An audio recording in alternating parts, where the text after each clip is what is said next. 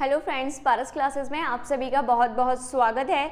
तो आज हम फिर से कंटिन्यू करेंगे अपनी ये कंप्लीट इंग्लिश ग्रामर वाली सीरीज़ जो कि हमने बिल्कुल स्टार्ट किया है बेसिक से, बिल्कुल जीरो लेवल से हम लोगों ने ये सीरीज़ स्टार्ट किया। डेफिनेटली सेशन बहुत ही हेल्पफुल होगा, बहुत ही इंपॉर्टेंट होगा, चाहे आप टीजीटी, पीजीटी, केवीएस की प्रिपरेशन कर रहे हो तो डेफिनेटली बहुत ही हेल्पफुल सेशन होने वाला है।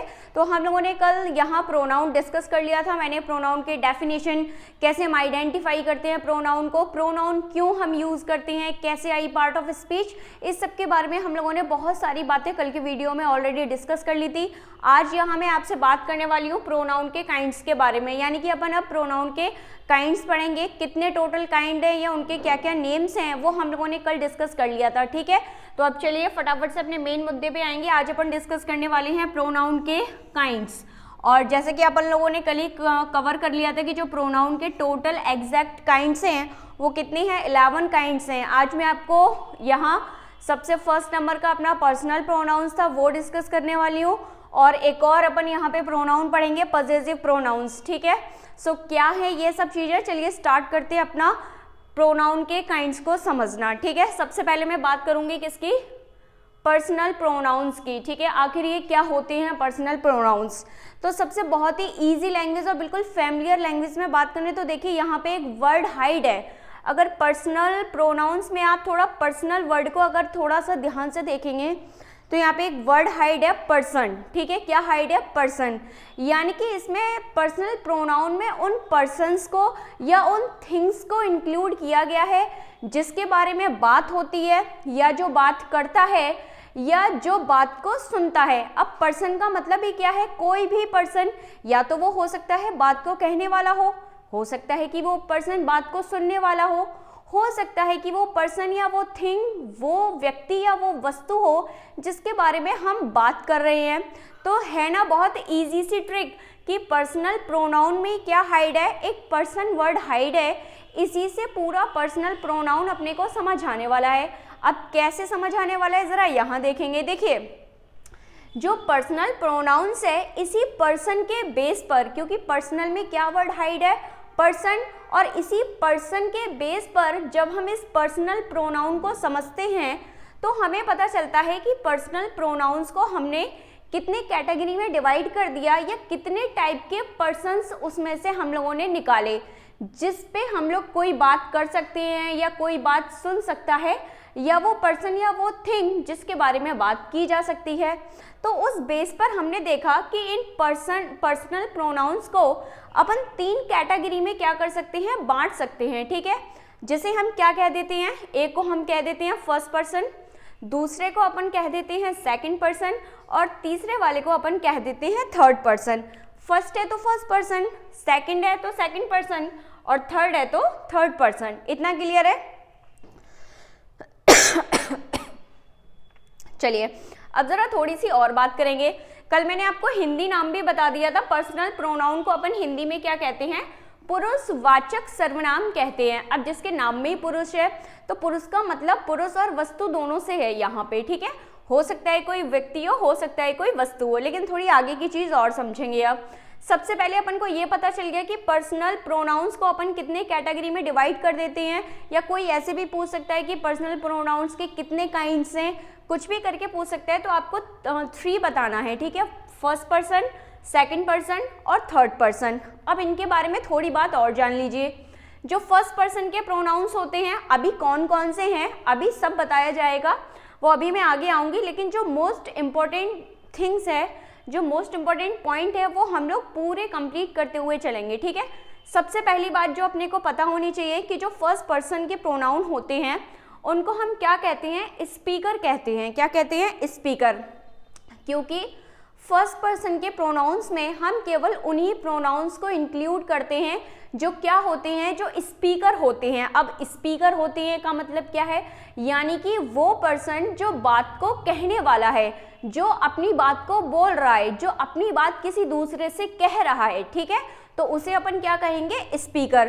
तो जितने भी स्पीकर वाले पर्सन है वो किस पर्सनल प्रोनाउन में आते हैं, वो फर्स्ट पर्सन में आ जाते हैं। ठीक है, अपन इसको पूरा ये भी बोल सकते हैं फर्स्ट पर्सन पर्सनल प्रोनाउन, क्योंकि ये प्रोनाउन पर्सनल प्रोनाउन के ही काइंड है इसलिए। ठीक है, तो फर्स्ट पर्सन में क्लियर है क्या आएंगे, फर्स्ट पर्सन में जितने भी आपके स्पीकर हैं, ठीक है, बात को कहने वाले प्रोनाउंस हैं, वो सब किस में आते हैं, फर्स्ट पर्सन में आते हैं, ठीक है। इसीलिए फर्स्ट पर्सन को क्या कहा गया, स्पीकर कहा गया, बात को कहने वाला, बात को बोलने वाला, ठीक है। अब जब बात कही जा रही है तो भाई बात को सुनने वाला भी तो चाहिए, जिससे अब अकेले में तो बात हो नहीं सकती, तो फिर तो वो बात ही नहीं है। तो इसका मतलब एक तो हो गया बात को कहने वाला और दूसरा क्या हो गया, बात को सुनने वाला। तो बस यहीं पे आ जाइए। जो सेकंड पर्सन होते हैं उनको क्या कहा जाता है, लिसनर। क्या कहा जाता है, लिसनर, या अपन उनको क्या भी कह सकते हैं, ऑडियंस, ठीक है।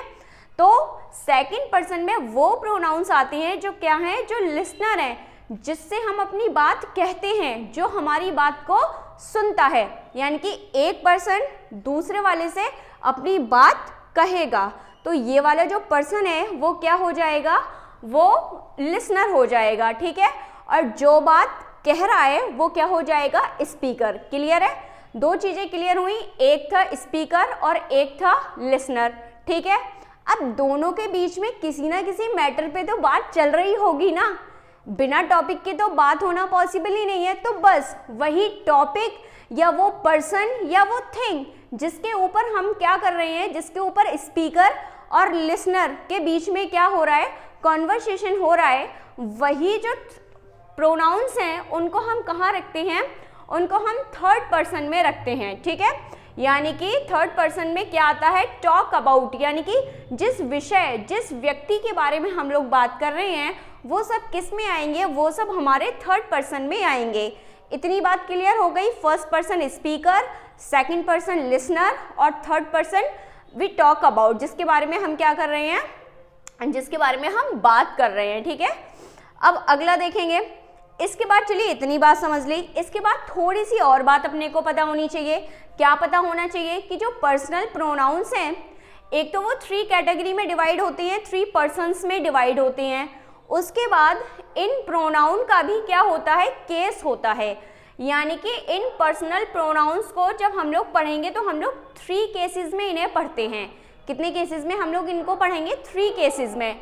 यानी कि फर्स्ट पर्सन को अपन नॉमिनेटिव केस में भी लिख सकते हैं, फर्स्ट पर्सन को अपन ऑब्जेक्टिव केस में भी लिख सकते हैं और फर्स्ट पर्सन को हम पजेसिव केस में भी लिख सकते हैं, ठीक है। ऐसे ही सेकंड पर्सन है, सेकंड पर्सन को हम नॉमिनेटिव केस में भी लिख सकते हैं, सेकंड पर्सन को ऑब्जेक्टिव केस में भी लिखा जा सकता है और सेकंड पर्सन को पजेसिव केस में भी लिखा जा सकता है। यानी कि हर पर्सनल प्रोनाउन को इन 3 केसेस में लिखा जा सकता है, ठीक है। हम उसको नॉमिनेटिव केस में भी लिख सकते हैं। हम हर पर्सनल प्रोनाउन का एक सब्जेक्टिव केस होता है या नॉमिनेटिव केस होता है। सब्जेक्टिव केस को ही क्या कहते हैं, सब्जेक्टिव केस को ही अपन नॉमिनेटिव केस कहते हैं, ठीक है। और हर प्रोनाउन का, हर पर्सनल प्रोनाउन का क्या भी होता है, ऑब्जेक्टिव केस होता है और हर प्रोनाउन का क्या भी होता है, एक पजेसिव केस होता है। इतनी बात क्लियर हुई? हाँ क्लियर हुई। अब थोड़ा सा आगे बढ़ेंगे। अब हमें कैसे पता चलेगा कौन सा सब्जेक्टिव केस है, कौन सा ऑब्जेक्टिव केस है, किसका क्या सब्जेक्टिव क्या ऑब्जेक्टिव होगा। तो ये सारे क्वेश्चंस का सॉल्यूशन अब यहाँ पर है, ठीक है। मैं सारी आपको ये जो टेबल है बहुत अच्छे से क्लियर करूंगी, बस आपको वीडियो को कंटिन्यू देखना है। और वीडियो पसंद आ रही हो तो वीडियो को लाइक भी करना, एक प्यारा सा कमेंट भी कर देना और बाकी अगर चैनल सब्सक्राइब नहीं किया है तो चैनल को सब्सक्राइब भी कर लेना, ठीक है। चलिए फटाफट से टेबल पे आते हैं। तो आज मैं आपको प्रोनाउन के 2 काइंड्स पढ़ाने वाली हूँ। एक तो हम पढ़ रहे हैं क्या, पर्सनल प्रोनाउंस, और दूसरे अपन क्या पढ़ेंगे, पजेसिव प्रोनाउन, वो भी हमारे यहीं आ जाएंगे, ठीक है। तो 2 काइंड्स हमारे कंप्लीट हो जाएंगे, ठीक है। चलो यहाँ आते हैं। अब जरा इस टेबल को ध्यान से देखो, एक एक चीज जो यहाँ पर लिखी है, ठीक है। सबसे पहले देखिए यहाँ मैंने लिखा है पर्सनल प्रोनाउंस, ठीक है। उसको फिर मैंने क्या किया, पर्सनल प्रोनाउन की अपन ने 3 कैटेगरी पढ़ी थी, first person, second person, third person, वो यहाँ नोट डाउन कर दिया अपन ने। उसके बाद हर जो पर्सन का प्रोनाउन है, जैसे फर्स्ट पर्सन का प्रोनाउन है तो कुछ प्रोनाउन सिंगुलर हैं और कुछ प्रोनाउन कैसे हैं, प्लूरल हैं। तो हमने क्या कर दिया, एक सिंगुलर वाला कॉलम बना दिया, एक प्लूरल वाला।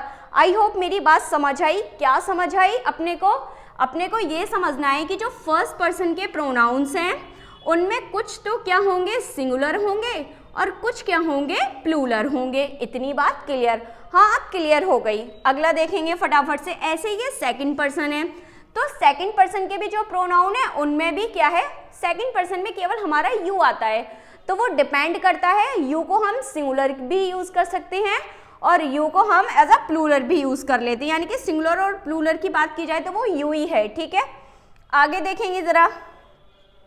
वैसे ये प्लूरल में ही काउंट होता है। ठीक है, अब जरा यहाँ देखेंगे थर्ड पर्सन। ऐसे थर्ड पर्सन में क्या है, थर्ड पर्सन में जितने भी आपके पर्सनल प्रोनाउंस आएंगे उनमें कुछ सिंगुलर होंगे और कुछ कैसे होंगे, प्लूरल होंगे। तो जो सिंगुलर होंगे वो मैंने सिंगुलर वाले कॉलम में लिख दिए और जो प्लूरल है वो अपन ने कहाँ लिख दिए, प्लूरल वाले कॉलम में लिख दिए। इतनी बात समझ आई कि हर पर्सनल प्रोनाउन जो है उनमें से कुछ सिंगुलर होते हैं और कुछ क्या होती हैं, प्लूरल। अब आगे का कॉलम देखिए। अब मैंने आपको कहा था कि जो पर्सनल प्रोनाउन है वो कितने केसेस में बनते हैं, उनको हम 3 केसेस में यूज करते हैं। उनके 3 केस में हम उनको बना सकते हैं। ठीक है, हर पर्सनल प्रोनाउन 3 केस में यूज किया जा सकता है। ठीक है, जैसे सबसे पहले ये देखो फर्स्ट पर्सन की बात हो रही है। ठीक है, और यहाँ पर देखो मैंने सबके केस लिखे हैं, सब्जेक्टिव केस, ऑब्जेक्टिव केस और पजेसिव। अब यहाँ पे थोड़ा सा ध्यान देना, एक तो लिखा है पजेसिव एडजेक्टिव और एक लिखा है पजेसिव प्रोनाउंस। तो एक तो ये काइंड आ गया प्रोनाउंस का, पजेसिव प्रोनाउंस। साथ ही में हम क्या भी पढ़ लेते हैं, पजेसिव एडजेक्टिव भी पढ़ लेते हैं। लेकिन क्यों पढ़ रहे हैं, रीजन क्या है, क्यों हम प्रोनाउंस के बीच में एडजेक्टिव को लेके आए? तो वो इसलिए लेके आए क्योंकि बहुत सारे स्टूडेंट्स क्या हो जाते हैं, कंफ्यूज हो जाते हैं कि कौन सा वाला पजेसिव प्रोनाउन है और कौन सा वाला पजेसिव एडजेक्टिव है। तो कोई कंफ्यूजन ना रहे इसलिए हम लोग दोनों को एक साथ ही पढ़ेंगे, ताकि हमें बहुत शार्पली याद रहे कि क्या पजेसिव प्रोनाउन था और क्या पजेसिव एडजेक्टिव था। ठीक है, और भी जो बात है वो अभी मैं आपको बताऊंगी। चलिए आगे देखेंगे।